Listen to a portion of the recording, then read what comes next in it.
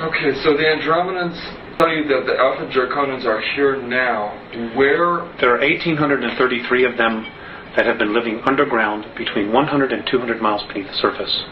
They've been here, some of them have been here a long, long time. They have lifespans that are thousands of years.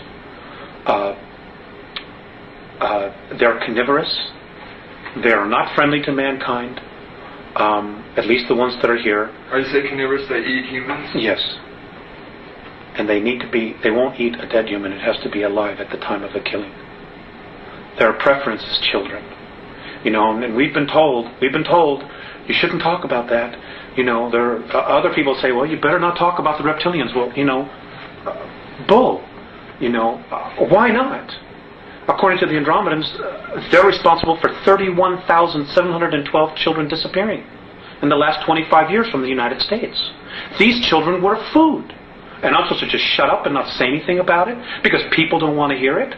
That's tough. That's tough. Westchester County, in the last 5 years, 3,000 children in Westchester County, New York, have vanished without a trace. Where are they going? Why are we allowing this to happen?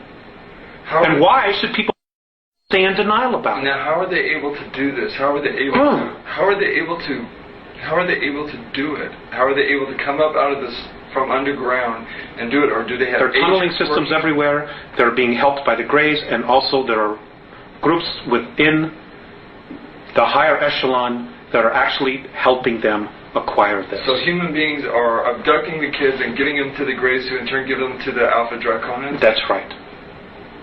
That's part of the deal. They won't come up as long as we feed them down there.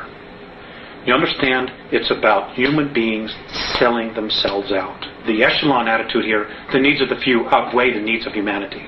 And sorry, that just isn't right. But it's going to have to be humanity that's going to rise up and take the stand. You're just going to have to turn off your televisions. They're going to have to get in their car. They're going to have to fire everybody in Washington, D.C. that knows and does nothing. And they're going to have to do something. This apathy's got to end. Otherwise, the way we live is going to end. Period. That's the bottom line. And I'm not coming from a fear space. I'm really quite angry about the apathy and the fact that, when people give lectures and try to tell this, people want to stand up and fight with them. Look at what's happening around us. The indications are everywhere. Everywhere.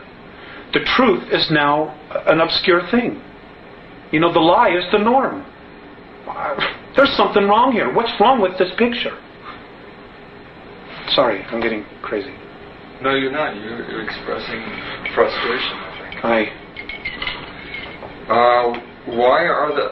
Why, aside from the carnivorous aspect to the Alpha Draconans, why else are they dangerous to humanity? Because they don't like us. And what are they willing to do with humanity? Eat us. There's no need for us. Look at where we are. Look at us right now as a civilization, as a society. Okay? They don't need anything. They have all this technology that they want. We can't really offer them except maybe do some work for them. But they don't need all of us to work for them. They don't respect human life in any way whatsoever. And this goes back to Lyra, to where the original war started. When they got to Lyra originally, they saw this human race that was plentiful in food, that could grow food, that could do all of these agricultural things. And mankind on a whole is really agricultural. We really, as a race, if we were left alone, would be nurturing the earth. We would be living in tribal communities like the Native American Indians did. That's really our essence, our nature. That's really our nature, our essence. And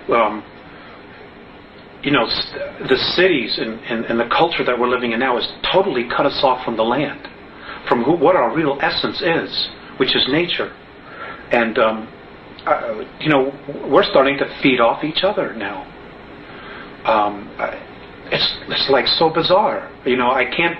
It's like when I see the Andromedans, or when I've been exposed to the Pleiadians, when I see how they live and they teach and they live with each other and they respect each other, and I come here, It's like, it reminds me of that sentence that Abraham Lincoln, that quote that Abraham Lincoln once said.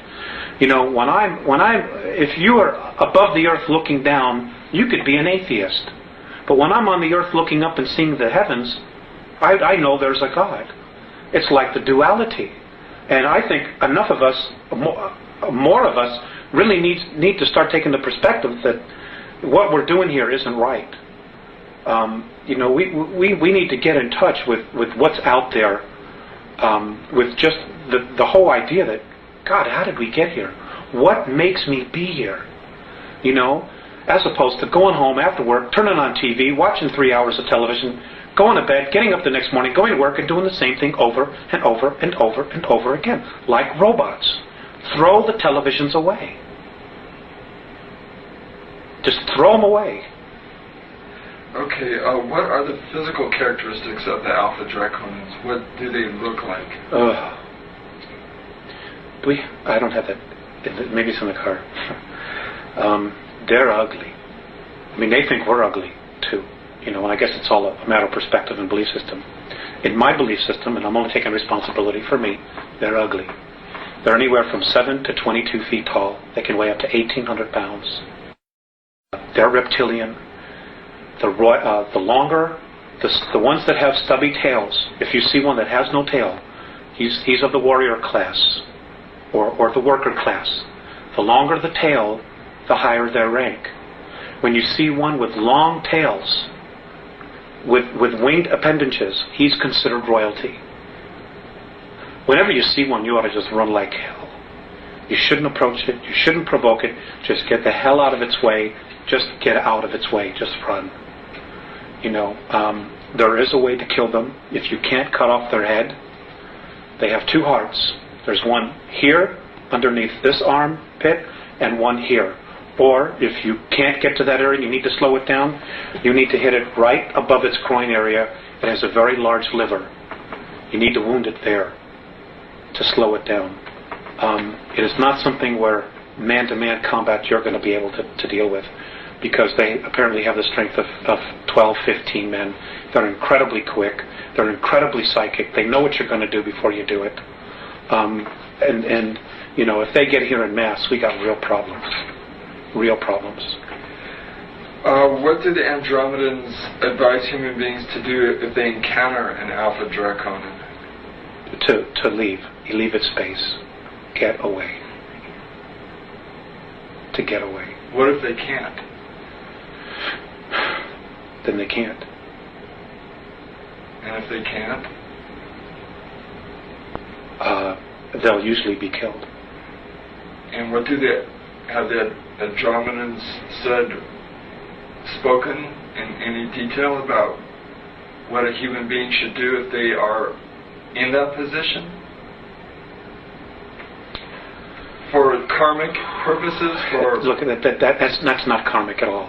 A lot of these, all this metaphysical stuff, where you chose to be here, a lot of, in some situations that's true. When you're creating your reality and in your space.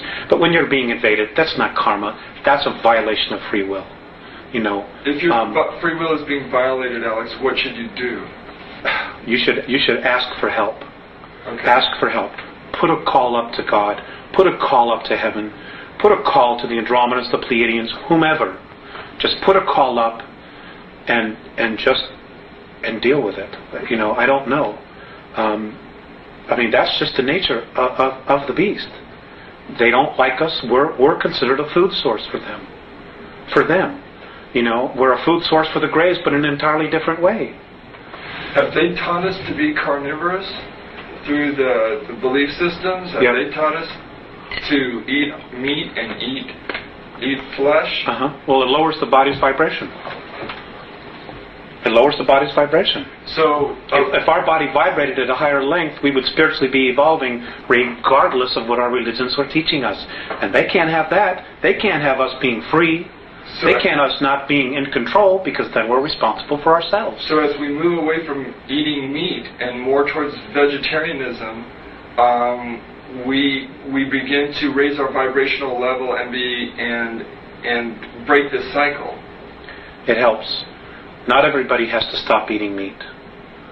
It's not an absolute requirement. It certainly helps. But some people's belief systems will be that they just need a piece of meat. And for whatever their reasons are, that's fine. If you want to eat meat, that's fine. But you know what? Feed your mind. Feed your mind with spirit, with questions about existence, about what it is we're doing here, why we're here, what the hell is really going on? Why is it that I have all these material things and I'm still miserable in my life? Well, I know that a lot of people with questions, where are some of the truthful answers? You mentioned one book, The Gods of Eden, that you felt really strongly about. What other sources are there that you feel that we have access to, aside from our inner selves, which is actually the best place to probably begin looking? But are there other starting points that people can use that you know of? I mentioned Gods of Eden. George Andrews' books, E.T.s Among Us.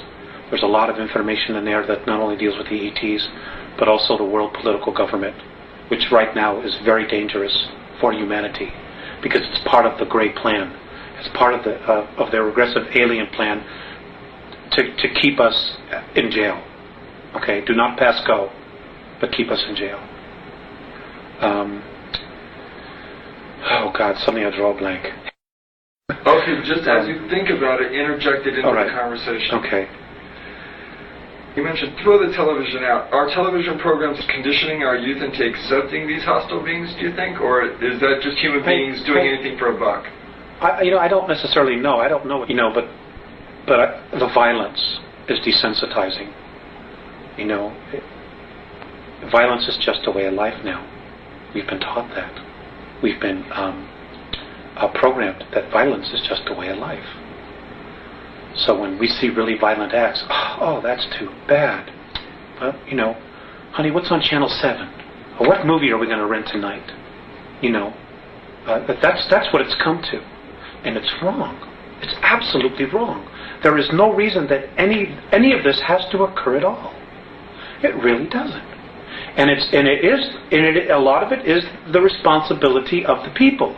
Because if the producers in Hollywood are going to make movies like this, and we're going to go and buy the tickets, well, they're going to be motivated for the buck to continue to make these kind of movies. Where if they spend $20 million and nobody buys a ticket, they won't be making those kind of movies. So it comes back to people taking personal responsibility for what they think, what they want to believe, and what it is that they want to create. Do the Andromedans really feel that we'll be able to reach that window? Right now it's undecided. And that's the scary part. They don't know. What would help push it forward? I don't know. I really don't know. Except for just, start listening to people that are talking. Start really paying attention to what's going on. My grandfather used to have a saying, believe nothing that you hear and half of what you see. I wouldn't believe a thing that comes out of Washington, D.C. In fact, it's my own personal belief that this next election that's coming up next year in November, that every American should march on Washington, D.C. and should fire every single person that's there. They have run this country into the ground. They have totally sold us out to the United Nations for a buck, for the debt. And, even the monetary system, it's just a belief system. We could change that tomorrow if we wanted to. I mean, we're so intelligent. We could create something different, but we're believing, we've got to have this money. Do you know that we're the only race in our galaxy where people starve, that people are homeless? It's such bull. It doesn't have to be like this. If you're alive and you're on a planet and other civilizations, even the draconian races, they take care of their own. They don't sell out each other like we do here. They don't throw somebody in the street because they don't have a paper, which is really what it is. The only value on it is what we believe it is. They just don't have that. They don't let children starve. They don't feed grain to cattle that feed 20% of the population and let the other 25% that need the grain starve. It's unconscionable. They would never even think to do that. But we do it here. For bucks. For money. For power. That's part of that conditioning process that's been going on 5,700 years. That's part of it. But the responsibility is that there are people that know what is going on, and they play the game anyway. They don't have the courage to say, look, folks, let's deal with the realities here. We don't have a guy that's strong enough in office as president to stand up and say, you know what, ladies and gentlemen, we've really been sold out. That there are forces within our government, like what Kennedy tried to do, that just flat out want to destroy the United States because we're too good, because we have too much. Instead of raising the consciousness and the life, everyday life, what's the word I'm looking for? A standard of living of instead of raising the standard of living that we have globally, they would rather just destroy the United States, destroy our standard of living, so that we're comparable to everybody else. So now everywhere is a third world nation, and that's exactly what they're doing. And they're doing it for power, for greed. We're selling out our own, and it's just something's got to be done. Could you describe the human military bases on the dark side of the moon, Mars, and the Mars probes as Andromedans, and how the Alpha Draconians fit into this scenario? The Mars probes, the Russian and the U.S. one, they're gone. They were destroyed. They're history. There's no secret here about, it's taking pictures privately. And it doesn't matter whether you believe that or not. It's history. Okay? March of '89, the Russians took pictures. Mars was invaded. We had a human colony there of 300,000, so I'm told. One was underground, one was above ground, Adam and Eve. They're conquered. They're being taken over. The human beings that are from Earth, that volunteered or were kidnapped to go there, are in deep trouble. Many of them have already been eaten. Some of them have already been killed. There is nothing we can do here as a race to help them. So Mars was conquered by the Alpha Draconians. That's right. They came in. There's 100,000 of them there. They have approximately 2,111 scout craft there. They're in an area underground that is 64 square miles, known on Mars as the area of Tempe Terra. That's where their base is. It's an ancient base that they had. It's over 1 million years old, and the last time it was in full bloom was 317,000 years ago. Now, if we begin to train all our telescopes on that, are we going to be able to see activity going on there? I suppose that we would. I have a feeling that they already are seeing incredible amounts of activity, but they're not allowed to say it. They're just not allowed to say it. Nor, who's going to want to jeopardize going to jail, being ridiculed, being fired, giving up everything they have to come up and say, well, I'm an astronomer, and I was looking at Mars, and I saw alien craft, and I know there's a base there, and it's being conquered by reptilian aliens. Who's going to have the guts to come up and say it? Nobody in the power elite. Nobody wants to blow their mortgage. But somebody's going to have to, right?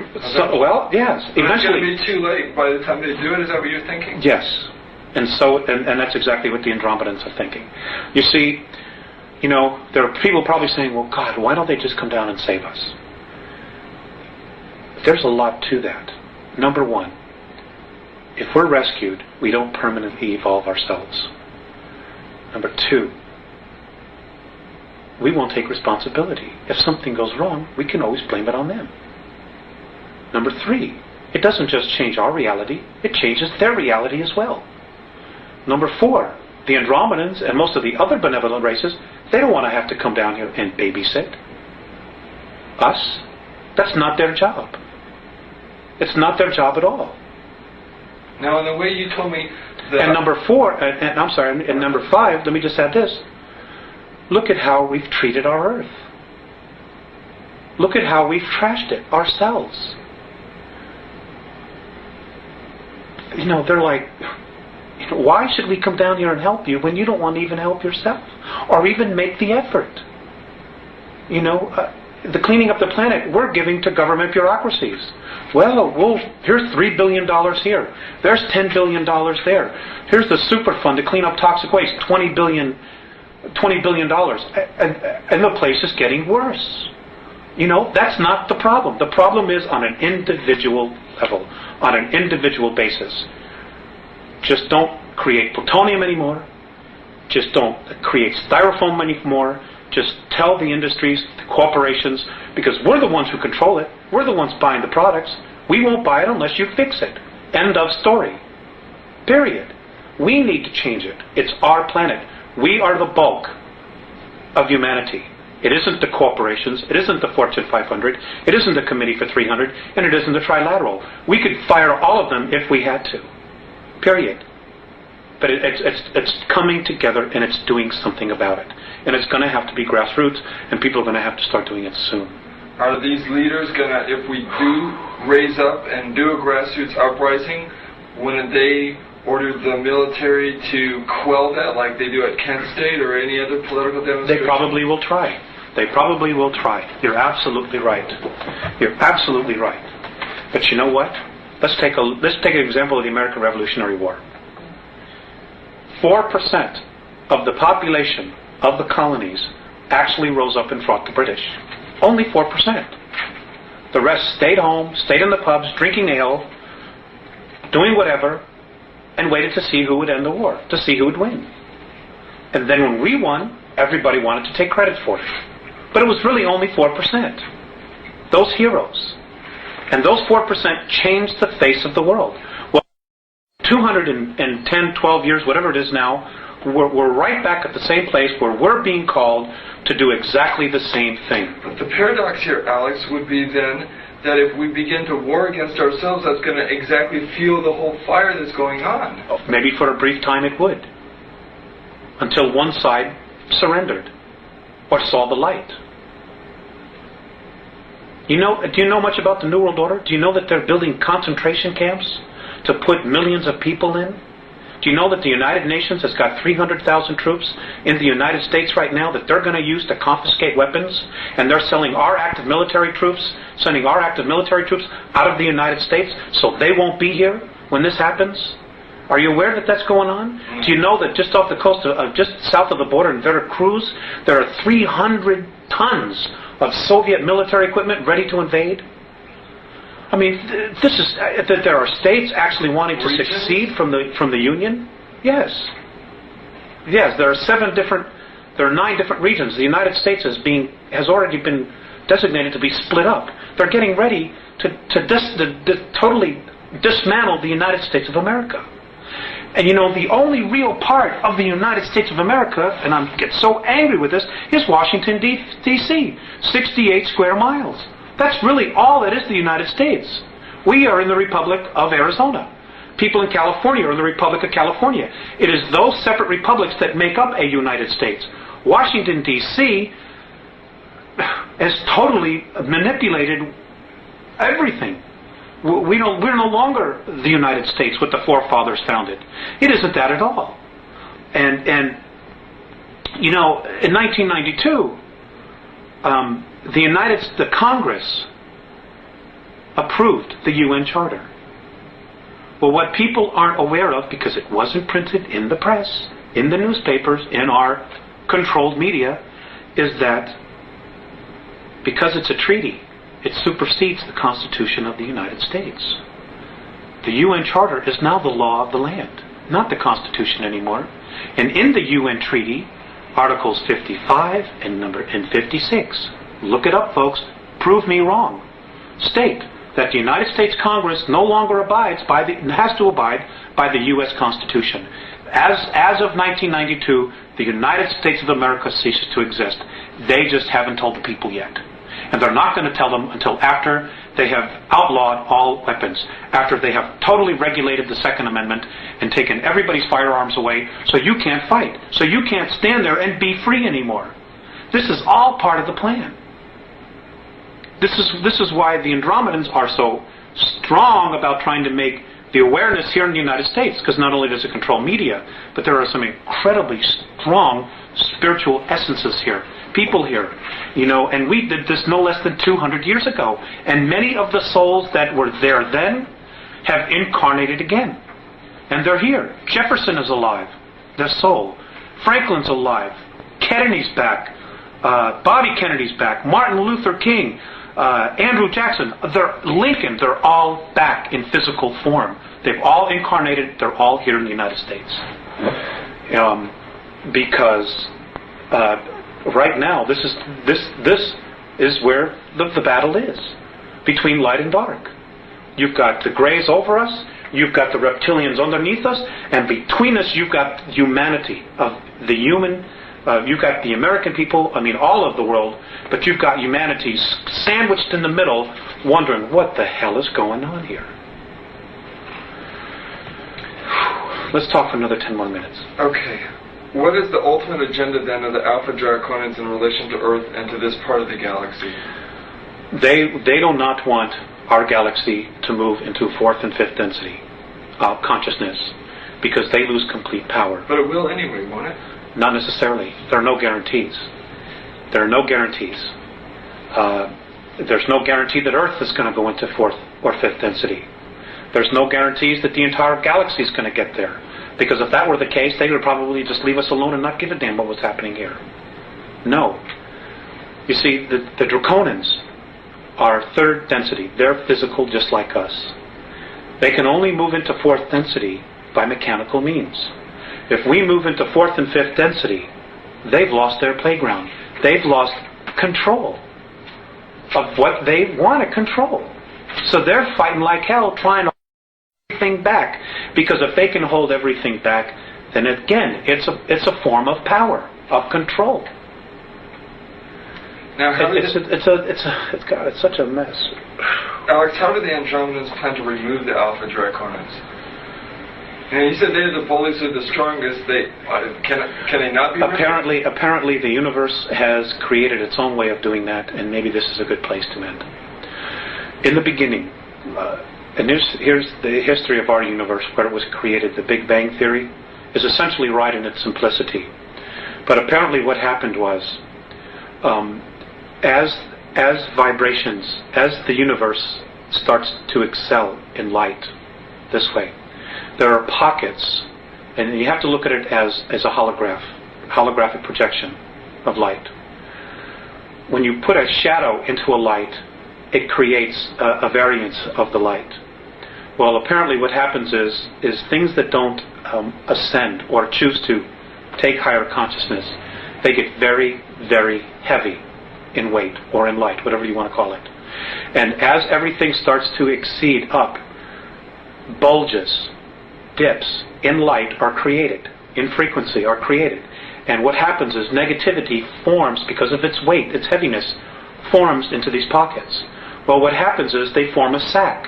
And eventually what happens is that those sacs break. And because everything is spirit and nothing is ever wasted, they form, when they explode, they cast themselves out and they form another universe. They create a space for them to continue. Well, that's how our black holes are. That's how they were formed. Those black holes, if we could get through them, would be to another universe. They're portals. And it would just explode out. Well, that's how our universe was created. Well, because of this new energy that's being formed, pockets of resistance are now being formed all through the universe. And in our galaxy, it's right now between us and Sirius. So the way that the Andromedans plan to remove the Alpha Draconians would be? Is basically to try to contain them, and their own energy themselves will suck them into a place of darkness so they can move out into another place. The Greys, the Orion groups, this is going to happen. It's happened before. They know it's happening now, and this is why everybody feels this intense energy. Things are suddenly really starting to increase. And it's simply because it is increasing. So at a prior time, then, they were sucked out of another universe into Alpha Draconis? Is that basically essentially what happened? They were sucked from wherever they were into another universe. How somehow that universe, or the beings in that universe, wherever they came from, said, we got to get rid of these guys. And they literally brought them here from their universe and dumped them and said, boom, this is where you are. Because they came here in physical form, which means they had to have been brought here. They didn't evolve like all the other life forms here have evolved. They were brought here in full physical form, which means they were created someplace else and dumped here and said, your history. Well, someplace else then, there's some very irresponsible people. Well, maybe at some point in our eternal history we'll be able to address that issue. But for right now, we need to address our own issues. Okay, let's go to the World Club then to end this up. And future events. According to the Andromedans, mankind has been manipulated for 5,724 years. Human agents must have participated in this throughout history. Who are some of the major players in this deception? You mentioned Hitler and the Giza intelligence. Most of the pharaohs, most of the ancient Egyptian gods. I mean, there's so many. I couldn't honestly tell you. I mean, history is chock full of it. I think what people need to do is go back and look at what we call mythology and really start giving it a second look. Richard Thompson, in his book, although I've not read it, but I've heard others talk about where he delves into the history of things. And it's also important to remember that just because it's history doesn't mean it's accurate history. Because it has been proven over and over and over again, whoever wins the war rewrites history. They write it to their benefit, to glorify themselves. And it doesn't mean that that's really what happened. And according to the Andromedans, our next major leaps in consciousness are going to come from science and archaeology. It isn't going to come from any spiritual leader or teachings. It's going to come from someone to say, you know what? Here's the proof. This is true. This is reality. And I don't know what this stuff is. We can't prove that. And it's time we really start paying attention. Maybe at a future time we can share more or do another interview or something. In a specific way, please describe in detail what the World Club is and who comprises it, and offer some specific examples of how they're controlling the rest of us. The banking circles, maybe? Yeah, it all evolves around money. The World Bank, International Monetary Fund. I mean, they've got the whole world in debt. Governments are giving away their mineral rights in perpetuity. The United States government is now in a position to declare a national state of emergency, suspend the Constitution of the United States, and nationalize. And the reason they will have to nationalize is because our debt far exceeds any ability to pay it back. So who are the collectors? What countries are the collectors? It's not a country, it's a group of men. It's a group of human beings. It's a group of human beings. Right. The aliens don't need money. They don't need an American Express card. So if the rest it's a man-made thing. If the rest of us simply say, we're not paying back the debt, that's it, we're starting over, you can forget your whole system, then we can erase that whole thing and start over. That's right. If we had a real president in office, and Kennedy was probably really the last one, what he should do is just go on TV and spell it all out. Surround himself with people that maybe he can trust to protect his life. You should get on television before Congress and all the houses, House of Representatives, in front of everybody, and spend 3 hours and give everybody a real education. Number one, the Federal Reserve is private. Number two, our debt isn't real. Number three, we've gotten ourselves into this big mess because past presidents sold us out for comfort and for money, and apologize. And then what he ought to tell, and just say that I'm nationalizing all the banks under the United States Treasury. We're going back to a silver standard, just like the Constitution says, and give everybody an opportunity to get back on track here, to maintain our standard of living and just start healing, And then the next thing I would say is, or make sure, if there were any POWs alive, that they came back home. And I would start healing all of that crap. The fact that, that our POWs were sold out because of a debt, because of $3 billion, when we've wasted $3 billion, or a promise to Vietnam, when we've wasted that kind of money on such stupid things as studying the sexual habits of a tsetse fly or frogs mating. I mean, it's unconscionable that we've allowed our government to do this. Alex, we've got about 5 minutes left. Let's see if we can do some real brief answers to some of these last couple things, just real brief. The United States, Britain, and the Soviet Union, according to your sources, have been building secret technologies and bases on Earth, the Moon, and Mars for some time. Where are these bases to be found on the Moon? Where are they? Yeah. They're on the dark side. And do you know what the locations are, what they're called? Yes. One is under Jules Verne. God, I wish I had those notes in front of me.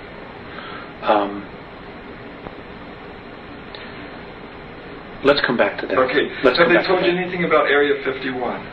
or Dulce, New Mexico? Yeah, there were a lot of stuff there. The actual underground base is not underneath Arcoleta Mesa. It's actually 20 miles to the northwest. That's just an entrance point in and out. This is Area 51. This is in New Mexico, Dulce. Okay. It's not exactly right there. As far as Area 51, yes, there's a lot of stuff that was going on there, but a lot of that has been moved, and it's now in New Mexico, in the Sandia, underneath the Sandia Laboratory. Diego Garcia Island. Diego Garcia Island, there's a base there. Pine Gap. Diego Garcia Island, there's anti-gravity anomalies there, and this is how they were able to blow a lot of equipment into space without using rockets, and then they would have the UFO-type craft, which we built from technology we were given. They would hook a tow chain to it, and like a tow barge, just tow it to the moon.